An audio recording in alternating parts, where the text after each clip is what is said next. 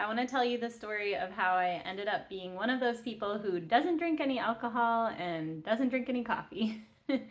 So if you're interested in hearing my story and maybe it'll give you a little bit of motivation, then stick around. I'll give you the lesson from my story first. So basically, I believe that sometimes life makes things easy for us to quit. And when life does that for you, take advantage of it and go with the flow of it. I think that sometimes life gently pulls things away from us, and we know that they're not good for us anyway, but for some reason we actually put in effort to try to make those things stick around, and we think that those things are making our life easier when they're actually making our life harder. And so my lesson is that when life presents to you like very simple reasons not to continue doing something, recognize those reasons and like go with the flow of it is what I'm trying to say. Because I think these things kind of happen in a lot of people's lives, and maybe they're kind of ignoring the signs from their life and just not really going with it. So yeah, so here's my story. So I'll start with alcohol. So really life, like I said, life made it really easy for me to quit both alcohol and coffee, and it was a slow transition that gave me a lot of opportunities to solidify my stance on it and like not letting those two things into my mouth, basically. So for alcohol, I really had it easy because I was pregnant twice, and so I have two boys, and both times that I was pregnant, obviously I found it really easy to not drink. So I'll give you a story before that. I used to drink usually just beer, and sometimes cocktails. If I really liked the beer, or if I really liked the cocktail, I would drink maybe like one alcoholic beverage a week, or sometimes like two a week, basically. So maybe this was probably for like a few years before I was pregnant, like maybe 5 years before I was even pregnant. I was down to like maybe one or two a week, and sometimes one or two a month. I think getting closer to being pregnant, it was like one or two a month, maybe even less. Just becoming more and more of a health nut. But and before that, in my 20s, like when I was in college, I totally binge drink. And coming out of college too, I would have nights where I binge drink for sure. So when I was pregnant the first time, I didn't drink. And then when I was breastfeeding the first time, I think I drank like those little cups you can get, the little glasses. I would drink like one of those maybe like once a month or less. And then I would pump and dump that night. But yeah, I started like barely drinking then, and I think that was early on in breastfeeding. And then when I had gone longer breastfeeding, I don't think I really drank much at all.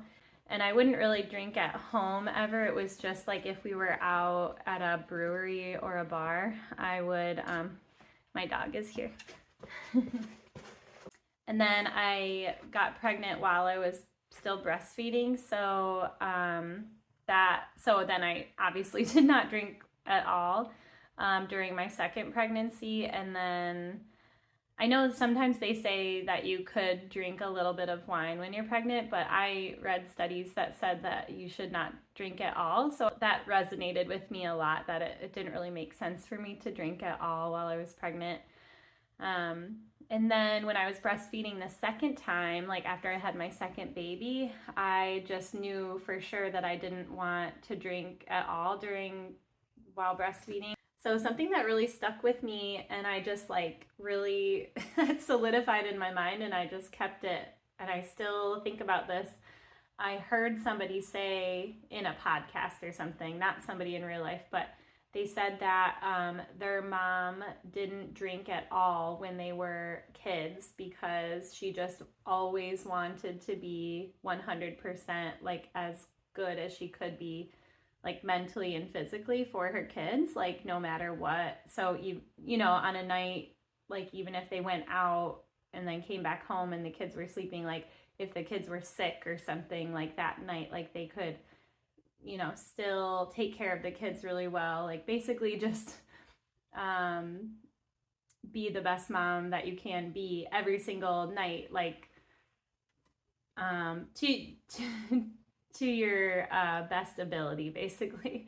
And having alcohol just seemed like it was not conducive to that. So when I heard that, I just thought that was so cool. And I was like, yeah, that's how I feel, you know? So it's just so nice to be able to have YouTube and podcasts and stuff, because then you can really get other people's stories and opinions that if they resonate you, it like really helps affirm how you feel. So, which is kind of why I think it's important for me to do a YouTube channel, because I want so badly to like spread these messages that I got from other people that really helped me feel awesome.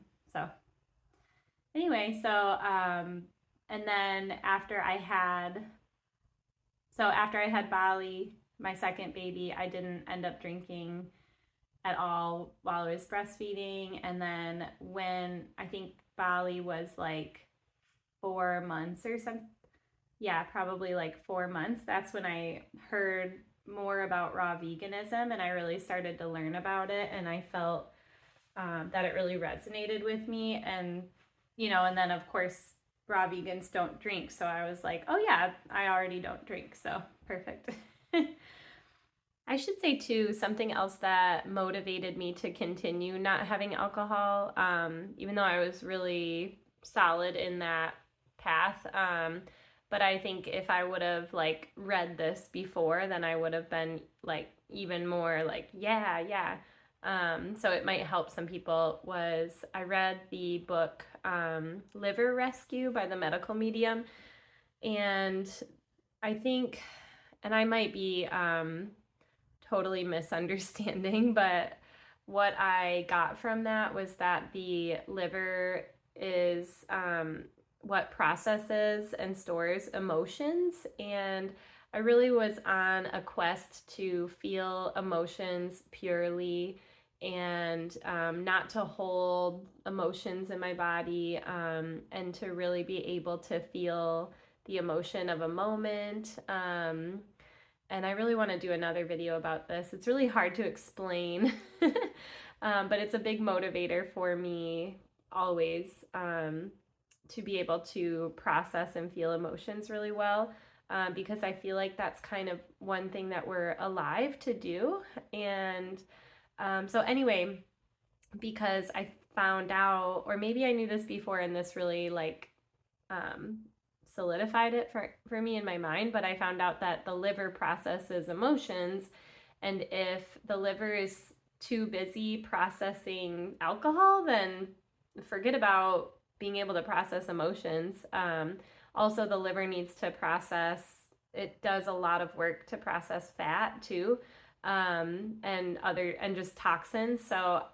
So when I found out all of the things that the liver has to do before it can actually process emotions, like if you're giving it all of these other jobs to do, then you're not going to be able to feel all of the feelings as fully as you were meant to feel. So yeah, so hopefully that gives a little bit of light to somebody, ding, light bulb, who's thinking about quitting alcohol for good.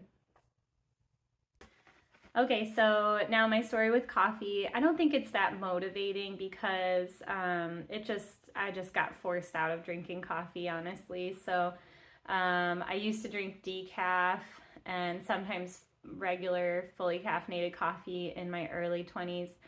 And just for fun, it was so comforting. And I still, to this day, love the smell and taste of coffee. And when I was like 25, I remember drinking decaf coffee and it just made me feel horrible. Like I think my body was getting more and more sensitive over the years because I was getting more and more healthy.